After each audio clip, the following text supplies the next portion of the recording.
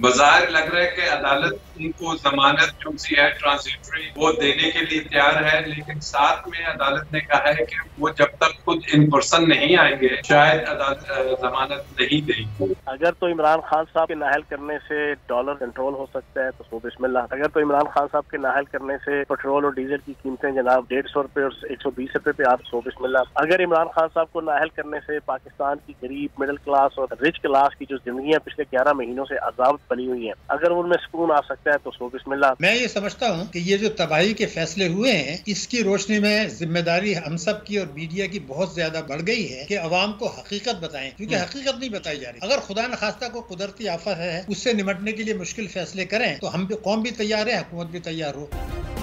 Subscribe करें और bell दबाएं ताकि कोई खबर रह न जाए।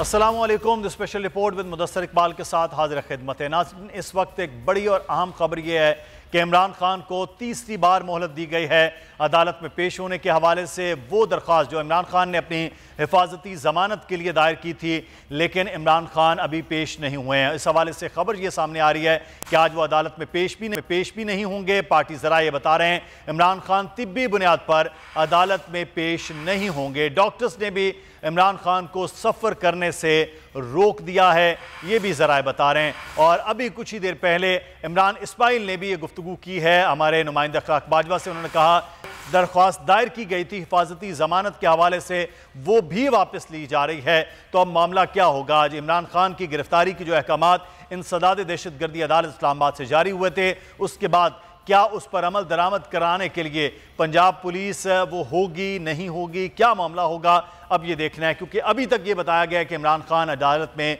पेश नहीं हो रहे हैं। तिब्बी बुनियाद पर अदालत में पेश न होने का फैसला किया गया है।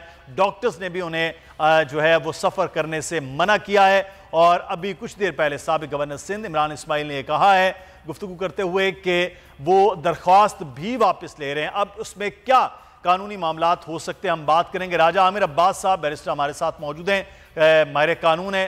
राजा साहब बहुत शुक्रिया वक्त का।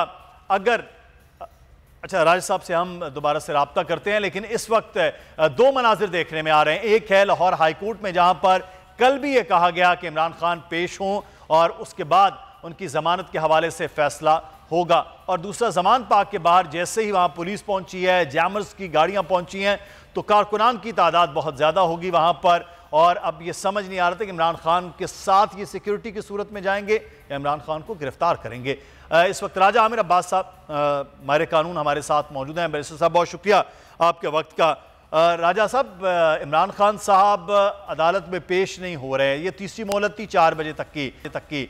तो राजा साहब, अब क्या अदालत जो है उन्हीं की दरख्वास्त है, उस पर क्या फैसला हो सकता है? दरख्वास्त खारिज हो सकती है, जो खबरें आ रही हैं कि वो दरख्वास्त भी वापस ले रहे हैं, तो उसके बाद क्या ऑप्शंस रह जाएंगे? देखिए, बाजार अदालत ने कल से जो हम ये प्रोसीडिंग्स देख रहे हैं, बाजार लग रहा है कि अदालत उनको जमानत जो सी है ट्रांजिटरी वो देने के लिए तैयार है, लेकिन साथ में अदालत ने कहा है कि वो जब तक खुद इन पर्सन नहीं आएंगे शायद अदालत जमानत नहीं देगी। अब इमरान खान साहब जो कि मेडिकली इस वक्त इस पोजीशन में नहीं है कि वो हाई कोर्ट आ सके, या उन्हें खतरा होगा कि जी इतना रश होता है, क्राउड होता है, उनकी इंजरी अभी तक है और उस क्राउड में कोई धक्का या कोई प्रेशर हो तो वो इंजरी खराब होने का खर्चा है। तो इन केस अगर वो नहीं आते तो फिर ऐसे रहे कि ये जो इनकी बेल है ट्रांजिटरी, इसको विड्रॉ करके गालिबन इस्लामाबाद हाई कोर्ट में लगाई जाएगी। कि इस्लामाबाद हाई कोर्ट में तो हमने देखा है कि जब मुल्ज़मान पेश ना भी हों तो इस्लामाबाद हाई कोर्ट ने इससे पहले भी जमानतें दी, मुशर्रफ का केस भी है, और इवन बेल बिफोर के केसेस में कंफर्मेशन हुई आसिफ अली जरदारी साहब के केस में। तो अब देखते हैं कि जज साहब क्या करते हैं और क्या ये एप्लीकेशन पे को विड्रॉ करते हैं, क्योंकि इन्होंने जो एक एग्जम्पशन की दरख्वास्त दी थी, मेरे इल्म में नहीं कि उस पर कोई ऑर्डर हुआ है कि नहीं, कि जिसमें उन्होंने कहा था कि वो बीमारी की वजह से नहीं आ सकते। सही। अच्छा राय साहब, अमूमी तौर पर जो आपने कुछ केसेस का हवाला भी दिया है कि ऐसी सूरत हो कि डॉक्टर्स उसके बारे में लिखें कि ये शख्स जो है वो सफ़र नहीं कर सकता बीमारी या कुछ और वजूहात की बिना पर, ज़ख्मी होने की बिना पर, तो क्या उसके बाद अमूमन ऐसे केसेस में ज़मानत, हिफाजती ज़मानत के हवाले से हो जाती हैं, या फिर एम्बुलेंस के ज़रिए या अदालत बार बार कहे तो पेश होना ज़रूरी होता है, चाहे वो अलामती तौर पर भी अदालत के आते में चले जाएँ, एम्बुलेंस के अंदर मौजूद हों, कोई भी हो, तो क्या होता क्या है सर अमूमी तौर पर ऐसे केसेस में? देखिए, नॉर्मली तो ये कोर्ट की डिस्क्रेशन है, और अगर कोर्ट समझती है कि उनका जो रीजन है नॉन अपीयरेंस का वो जस्टिफाइबल है और वो सपोर्ट करता है विद मेडिकल एविडेंस, तो अदालतें मान लेती हैं। और ये तो ट्रांजिटरी बेल है, ये तो कोई दूसरी जमानत है नहीं कि जैसे बेल बिफोर अरेस्ट हो के चले जी, बेल बिफोर अरेस्ट में होता है कि जी मुल्जिम अदालत के सामने सरेंडर करता है और फिर जमानत ली जाती है जो बाद में कंफर्म की जाती है। ये तो ट्रांजिटरी है कि वो कह रही है कि जी मैं जाना चाह रहा हूँ इस्लामाबाद, जो मुतलका अदालत है, लेकिन अब उसमें मुझे हफ्ते या 2 हफ्ते का टाइम दें, और अगर इन्हें ट्रांजिटरी बेल मिल जाती है तो 2 हफ्ते बाद गालिबन वो इस पोजीशन में होंगे कि इस्लामाबाद ट्रैवल कर सकें। लेकिन अब अदालत ने इस चीज को, अपनी डिस्क्रेशन को, सवाबदीद को इस्तेमाल करना है। जैसे कि मैंने कहा कि पहले इस मुल्क में ऐसे इंस्टेंसेस हैं, मुशर्रफ साहब बैरून मुल्क थे, उनकी बेल हो गई, नवाज शरीफ साहब भी एक जमाने में बैरून मुल्क थे, वो जब वापस आए उनकी भी जमानत होगी। हालिया आपने देखा इसहाक डार जो उनसे हैं वो भी मफरूद थे, वो तो एब्सकॉन्डर थे।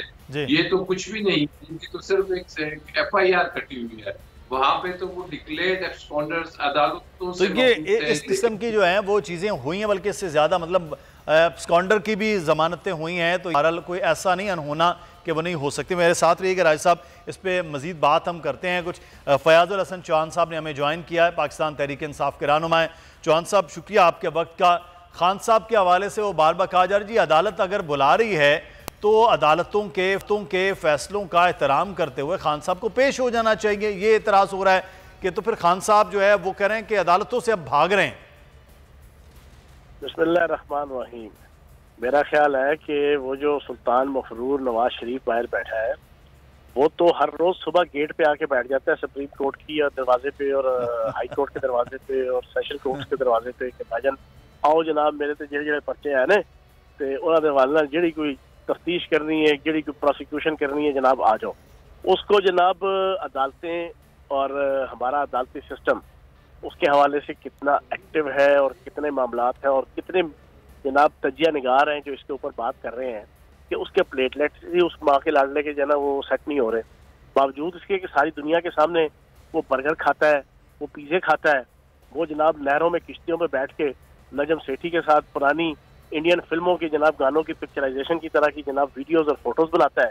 उसके ऊपर तो कोई तजिया निगार ये कहने को तैयार नहीं कि यार कैसा बुज़दिल जनाब साबिक वजीर आजम है कि जो अदालतों से भागा हुआ पूरे अदालती सिस्टम को चूना लगा के 50 रुपए के स्टाम्प के ऊपर। तो जनाब ये चीज भी तो देखनी चाहिए ना। फिर आज ही उसके एक केस को जनाब नैब ने वापस कर दिया तो जिसपे वो इश्तिहारी था, अब वो यहाँ पे नहीं भी था तब भी उसके केस के हवाले से उसके हक में और उसकी बेहतरी के लिए जनाब सारे प्रोसिक्यूशन हो रही है। तो मैं ये समझता हूँ कि असल में खान साहब के हवाले से इनकी इंटेंशन है कि इन्होंने खान साहब को गिरफ्तार करना है और पता है कि यार वो अभी उनकी जख्मी है। तो खान साहब तो खुद जेल भरो तहरीक का आगाज कर रहे हैं, तो वो कह रहे हैं कि यार 2 हफ्ते गिरफ्तारी हो जाए, 2 हफ्ते के बाद वो फील्ड में आ जाएंगे। जब फील्ड में आ जाएंगे तो फिर ठीक है, केसेस को भी अच्छे तरीके से जो वो सारा डील कर लेंगे।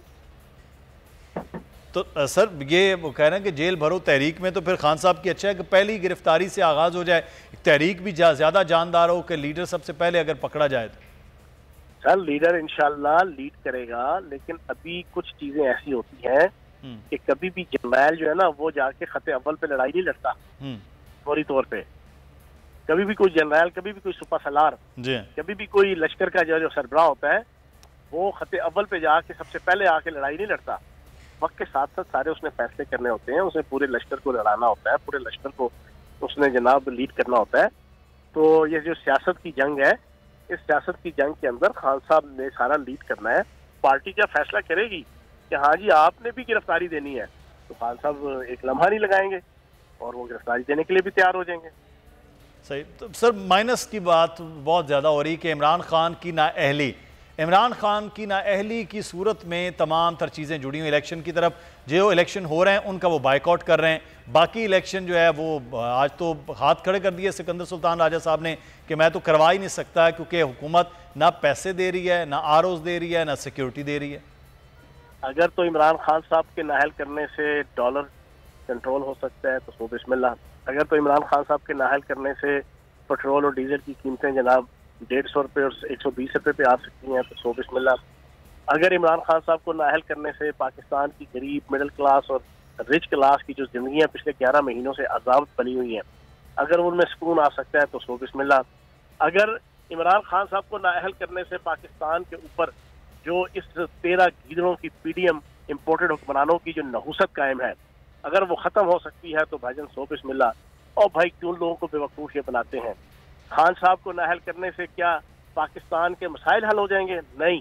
सही। पाकिस्तान के मसाइल बड़े इस वजह से कि आपने इमरान खान को और पीटीआई को विक्टिमाइज करना शुरू किया हुआ है। तो हमें ये स्ट्रेटजी चेंज करनी पड़ेगी, हमारे अरबाब बस्तो खुशाद को और मुक़्तदर हल्कों को। इन नकम्मों, न खट्टू, न अहल, न मुराद और न लायक हुक्मरानों से जब तक जान नहीं। चले अब देखते हैं कि सर ये सूरत हाल किस जानिब होती है। चौहान साहब बहुत शुक्रिया, आप राज साहब हमारे साथ हैं। राज साहब, अच्छा एक चीज़ जो है ये इमरान खान की ज़मानत के मामला देखते हैं आप किस जानिब होते हैं, लेकिन सर ये जो इलेक्शन के मामला है आपका मौका का फ़ायदा उठाया मौजूदगी का, अब इलेक्शन के हवाले से इस्लामाबाद सुप्रीम कोर्ट में जिस किस्म के उन्होंने बयान दिया, हम ये करना चाहते हैं, इलेक्शन कमीशन का काम इलेक्शन करवाना है, वो कह रहे हैं जी हुकूमत हमें ना फंड्स दे रही है, ना हमें किसी किस्म के कोई सिक्योरिटी फराहम की जा रही है, ना आरओज़ आ रहे हैं। तो फिर अब क्या ऑप्शन है पीटीआई के पास कि इलेक्शन के लिए वो कहाँ जाए, किसका दरवाज़ा खटखटाए, और कोर्ट फिर क्या ऑर्डर कर सकती है सारे इस अमल में? सर देखिए, इससे पहले लाहौर हाई कोर्ट ने बड़ा क्लियरली, जस्टिस जवाद ने बड़े क्लियरली एक ऑर्डर दे दिया है कि 90 डेज में इलेक्शन हो। और आज जब इलेक्शन कमिश्नर को बुलवाया गया तो इलेक्शन कमिश्नर जो हैं उन्होंने पहले तो ये एक्सक्यूज बनाई कि जी वो हमने तो सेंसस कराने हैं, डिजिटल सेंसस हैं, ये है। उसके बाद उनका एक्सक्यूज होगा कि जी उसके बाद डिलिमिटेशन करानी है। बात वो बड़ी क्लियरली नजर आ रही है कि पीडीएम जो चाह रही है कि इलेक्शंस ना हो, जैसे कि उन्होंने अभी जो ज़िमनी इंतखाबात हैं उससे भी अपने पेपर्स विड्रॉ किए हैं, क्योंकि उन्हें नजर आ रहा है कि इस वक्त जो अवाम में नैरेटिव है इमरान खान साहब का वो इतना पॉपुलर है और पीडीएम इतनी बुरी तरह से पिटी हुई है कि वो इलेक्शंस किसी भी तरीके से ना ज़िमनी जीत सकते हैं, ना पंजाब और केपी के असेंबली के जीत सकते हैं, और ना ही अगर नेशनल असेंबली के इलेक्शंस होते हैं उन्हें वो जीत पाएंगे। तो इस चीज को मद्देनजर रखते हुए इलेक्शन कमीशन, जिनको पीटीआई कहती है कि वो बायस्ड हैं, वो इसके साथ ताउन कर रहे हैं नून लीग और पीडीएम के साथ, तो इलेक्शन कमीशन की तो ये आईनी जिम्मेदारी है कि वो ये कभी भी नहीं कह सकते कि मुझे पास फंड नहीं है, या वो ये कभी भी नहीं कह सकते, क्योंकि अगर कोई फंड नहीं देगा, कल बुलवाया है दोबारा इलेक्शन और उनसे डिटेल में मांगा है कि बताइए आपकी। तो अब देख रहे हैं कि फिर अदालत अब क्या अगला जो है वो है, क्योंकि ये बहरहाल अहकामात हैं कि इलेक्शन जो है वो 90 दिन में करवाने, और आइन और कानून ये कह रहा है। बहुत शुक्रिया राजा आमिर अब्बास साहब हमारे साथ मौजूद थे। और यहाँ पर हमें एक ब्रेक लेना है जी, ब्रेक के बाद वापस आते हैं, मजीद बात होगी।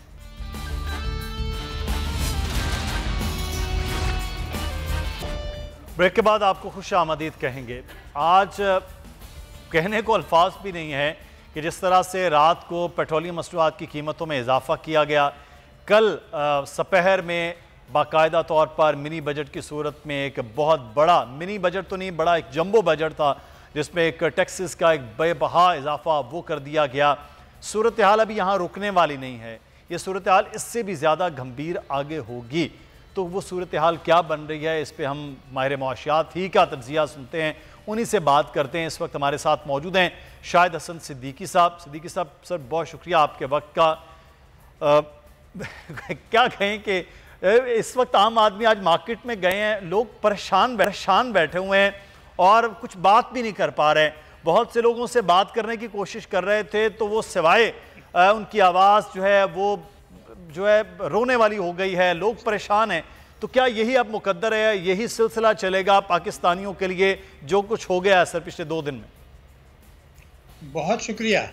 मैं ये समझता हूँ कि ये जो तबाही के फैसले हुए हैं, इसकी रोशनी में जिम्मेदारी हम सब की और मीडिया की बहुत ज़्यादा बढ़ गई है कि अवाम को हकीकत बताएं, क्योंकि हकीकत नहीं बताई जा रही। अगर खुदा न खास्ता को कुदरती आफत है, उससे निपटने के लिए मुश्किल फैसले करें तो हम भी, कौम भी तैयार है, हुकूमत भी तैयार हो। लेकिन ये सारे जो पुरस्रार मामलात हैं, तो इसको एक्सप्लेन करने के लिए मैं कुछ सवालात उठाना चाहता हूँ, वहीं से आपको जवाब मिल जाएगा। पहला सवाल ये है कि क्या ये वाकई IMF की शराइत है? क्योंकि ये बार बार ये कह रहे हैं तो IMF की शराइत है, IMF की शराइत है।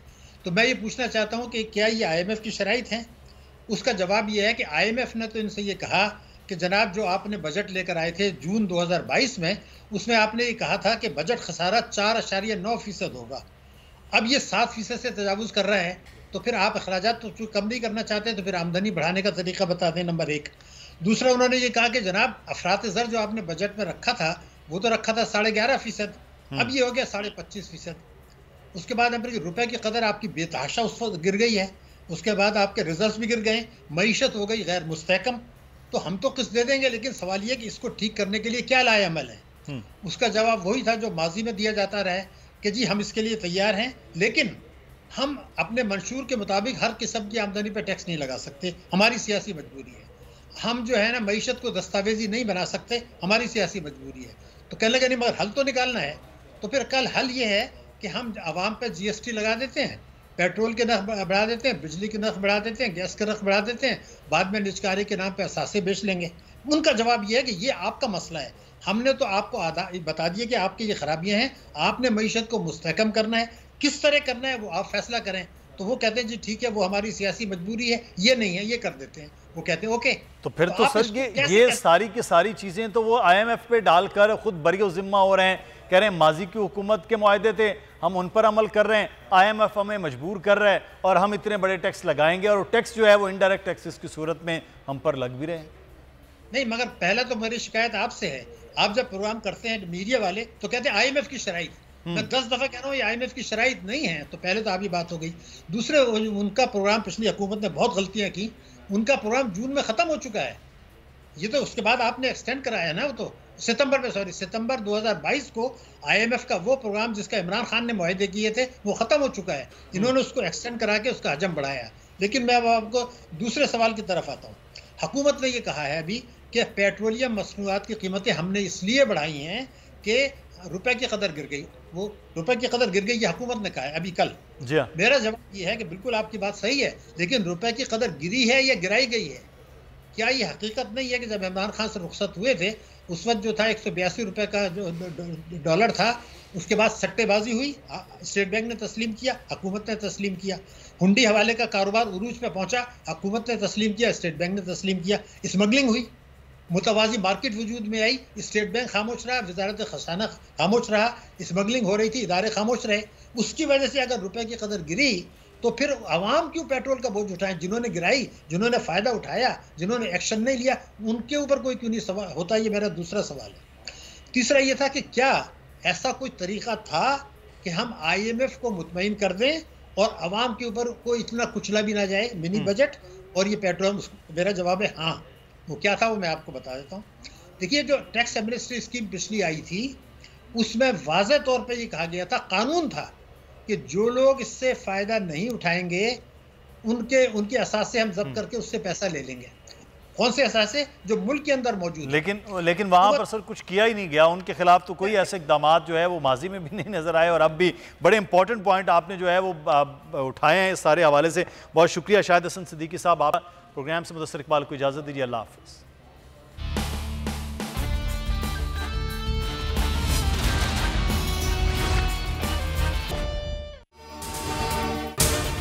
अगर आपको ये वीडियो पसंद आई है तो सब्सक्राइब कीजिए और बेल आइकॉन को प्रेस कीजिए। बोल उड़ाएगा सबका होश, भूल जाएंगे सब अपना जोश। देखिए पाकिस्तान की सबसे बड़ी PSL ट्रांसमिशन सकलैन मुश्ताक, रमीज राजा, सुहेब अलवी, जमील फारूकी और फहीम खान के साथ खेल का जुनून रोजाना रात 11 बजे सिर्फ बोल न्यूज पर। सब्सक्राइब करें और बेल दबाएं ताकि कोई खबर रह न जाए।